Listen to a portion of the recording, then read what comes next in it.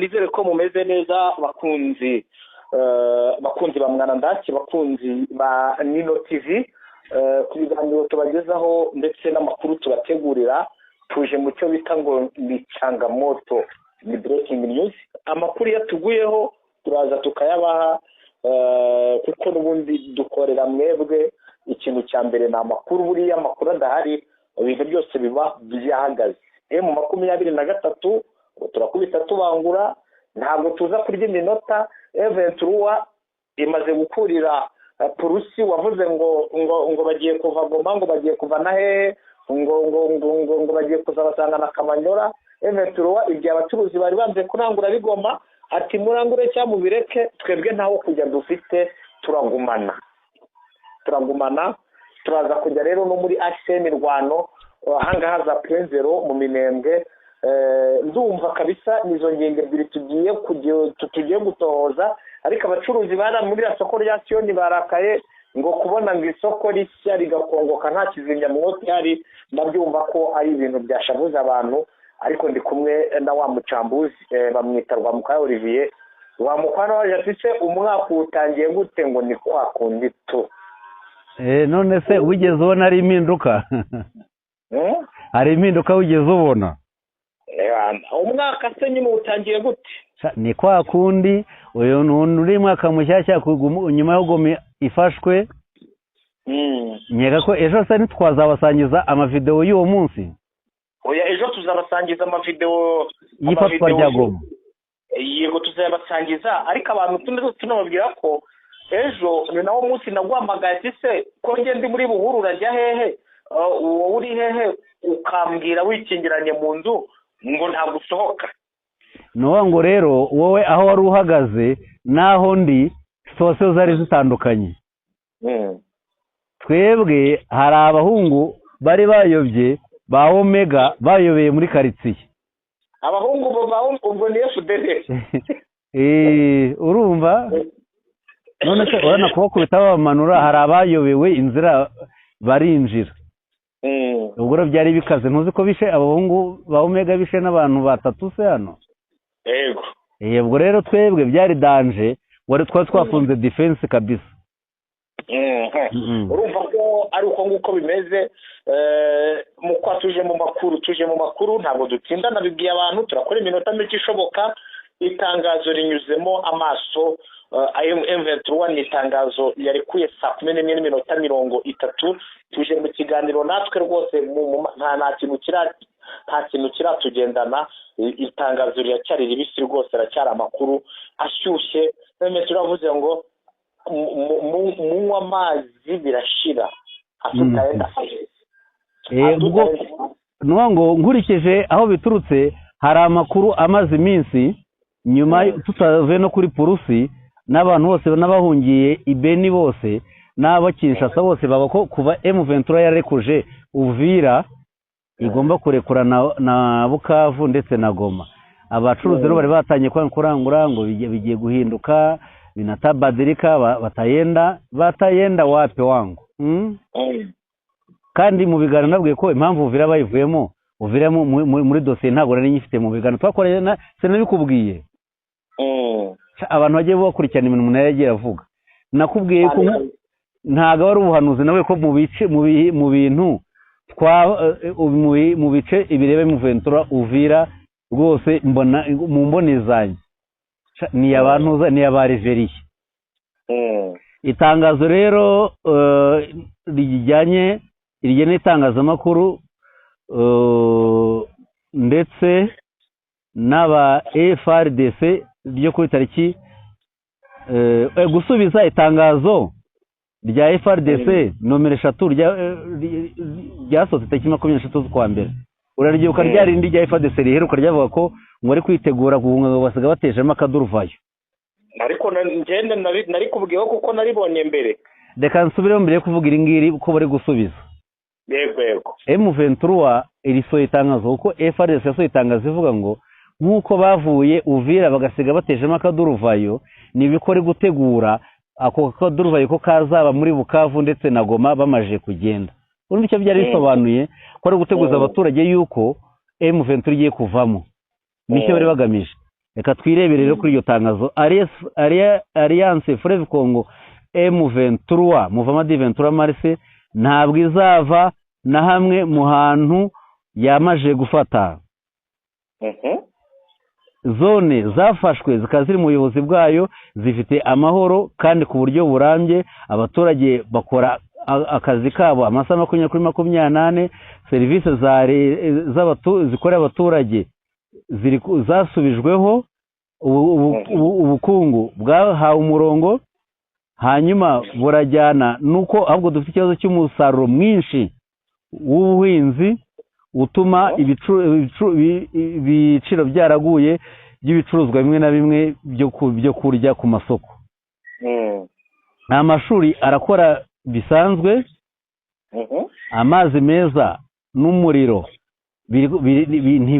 bigira ku baturage neza, nta na rimwe bijya bibura.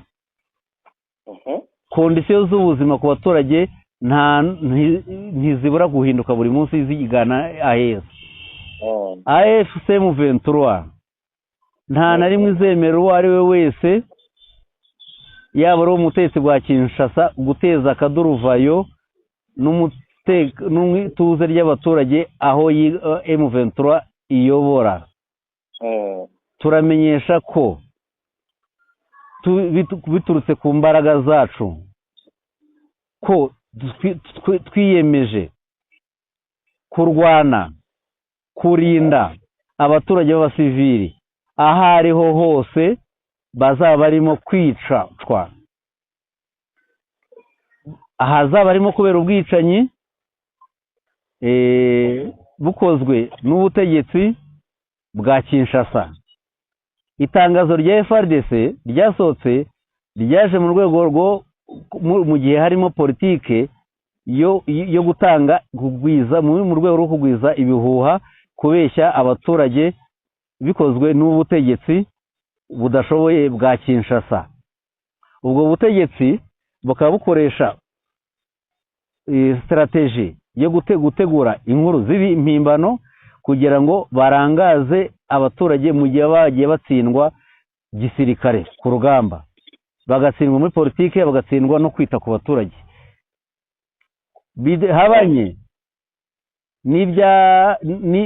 n'ibyasohowe na observation ya monitoring ya AFC M23 yasohoye n'ibyasohotse ibava Uvira tariki 17 z'ukwa mbere ku manywa y'ihangu, ku bushake, bigaragaza ko ari ubushake bwabo kugira ngo bahereze agahenge amahoro.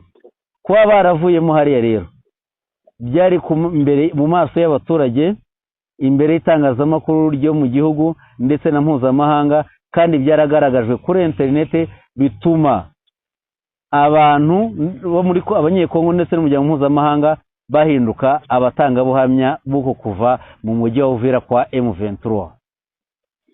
Turongera nanone gusobanurira abantu ko ubwo twafataga umujyi wa Uvira, nyuma yaho tukaza kuwukuramo inite twasigayemo ya monitoring ya AFC M23, ibikorwa byose yaba ibya leta, iby'abaturage twabisize aho ngaho, harimo nk'insengero, hanyuma n'inzu z'abaturage ndetse n'inzu z'ubucuruzi z'abanyamurenge, twazisize nta kibazo. Mu gihe twari dutegereje ko hazamo ingabo zidafite aho zibogamiye nk'uko AFC M23 yabisabye, ubutegetsi bwa Kinshasa bwahise bwoherezamo ingabo, zahise ziza zitangira kurengera, zica zihonyora uburenganzira bw'ikiremwa muntu. Kuri icyo gihe kandi connection internet yari twasize ikora neza, baje kwivanaho, bituma isi yose itabasha kumenya ibiri kuba mu gihe M23 imaze gukuraho inite yacungaga umujyi wa Goma ndetse n'uburyo ingabo za Kinshasa zahinjiye. Ubu ngubu ubutegetsi bwa Kinshasa bwamaje gukuraho internet muri Uvira ndetse no mu nkengero zayo, mu rwego kugira ngo ibiri kuberayo hariya ntihagire umuntu ubibona. Ibyo byose byateje situwasiyo ituma hazamuka disikuru z'urwango no guhiga abantu, kongerwa abaturage ku birindiro bya M23 ndetse no kohereza ibisasu buhumyi ukabyohereza muri zone zituwe n'abaturage benshi, bigatuma hari abaturage babisigamo ubuzima ndetse akaba n'abahunga. M23 rero yivuye inyuma rwose, iramenyesha abanyekongo ndetse n'umuryango mpuzamahanga ko hari uburyo bwo kurenga ku gahenge kari kashyizweho ndetse no kurenga ku masezerano mpuzamahanga ajyanye no gukoresha abacanshuro b'abanyamahanga biri gukorwa n'ubutegetsi bwa Kinshasa. Birababaje cyane kubona ubutegetsi bwa Kinshasa aho kugira ngo buri kwishimira kwinjira muri Uvira, ariko muri icyo gihe bikaba barabahawe kuba twarabahaye ku bushake bwacu, ku mpuhwe zacu, kugira ngo nkatwe nka M23 turebe ko habaho uburyo habaho inzira nziza yo gushaka amahoro.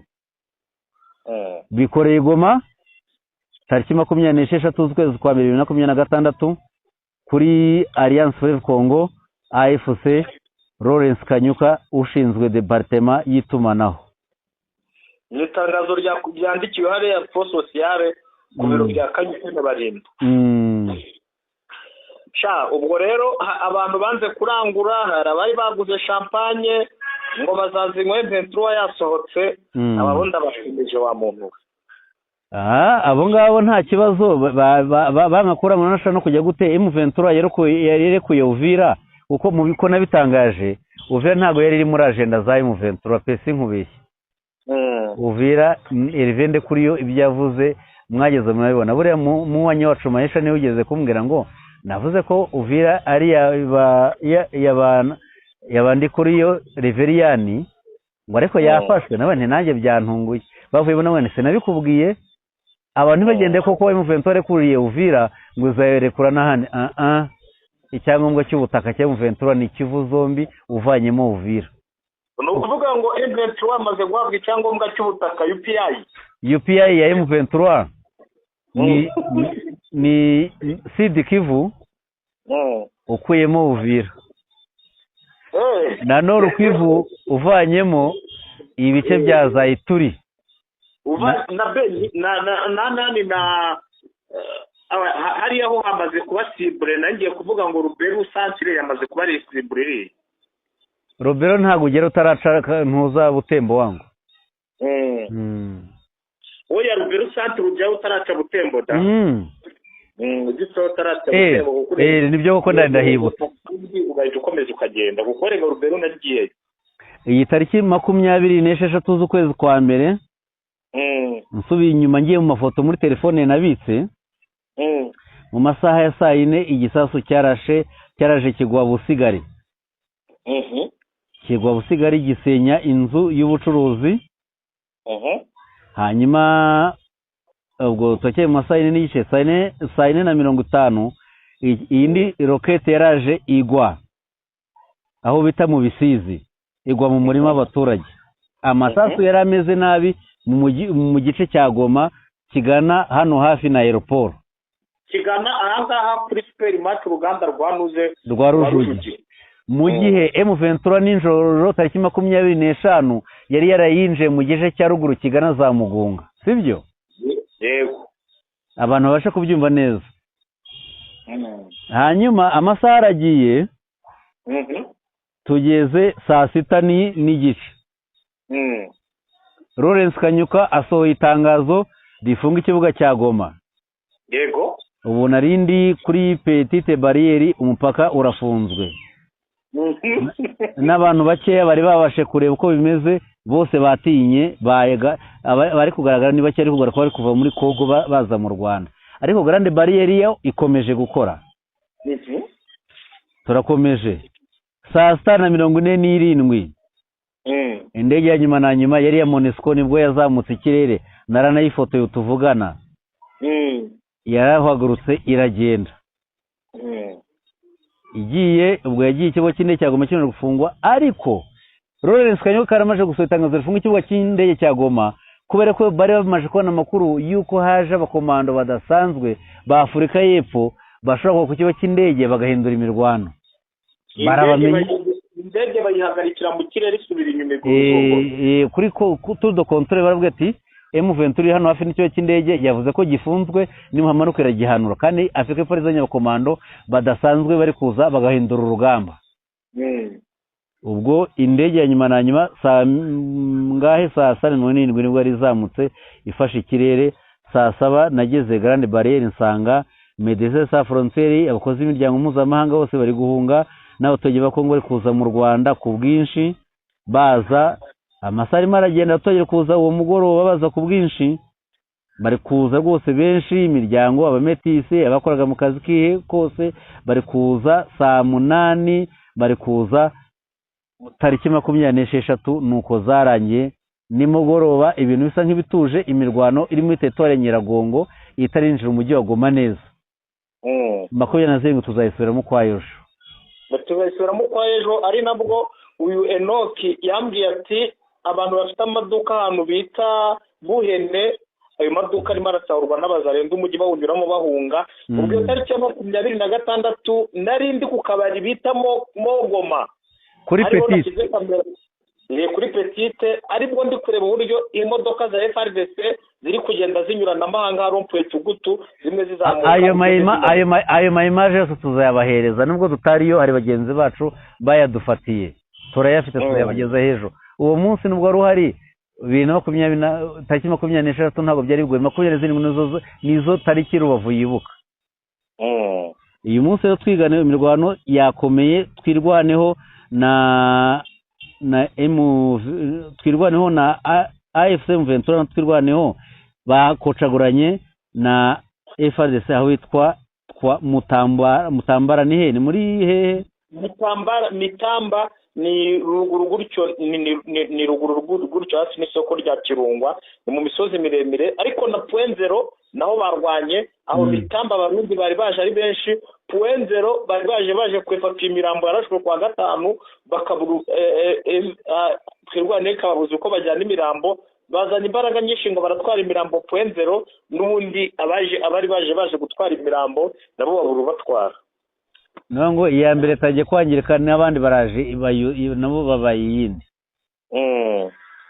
Hanyuma Purusi amakuru ari nuko yafunguye imipaka y'amazi ihuza Uburundi na Tanzania, ibahuza na Tanzania na Zambia.